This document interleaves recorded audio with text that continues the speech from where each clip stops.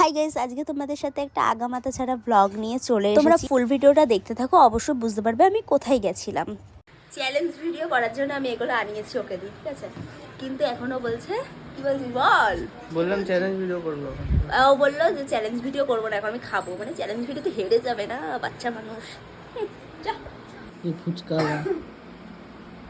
ভেবেছিলাম আজকে একটা চ্যালেঞ্জ ভিডিও করব, তার জন্য ওদের বাড়িতে আমি বিকাল বিকাল চলে এসেছি আর ওকে দিয়ে খাবারও আনিয়ে ফেলেছি। কিন্তু এমন মানে কি বলবো, চ্যালেঞ্জ ভিডিও করব বলে মানে সব কিছু ঠিকঠাক হয়ে গেছে, কিন্তু ও বলছে এখন চ্যালেঞ্জ ভিডিও করব না, পরের দিন চ্যালেঞ্জ ভিডিও করব। আরে কেন করবে না সেটারও তো একটা পয়েন্ট আছে, কারণ আমি নিশ্চয়ই চ্যালেঞ্জ ভিডিওতে জিতবো, সেটাও আগে থেকেই বুঝে গেছে যে আমি বেশি বেশি করে খেয়ে নেবো, কম খাবে। মানে কম খাবে না, কম পাবে, ঠিক আছে?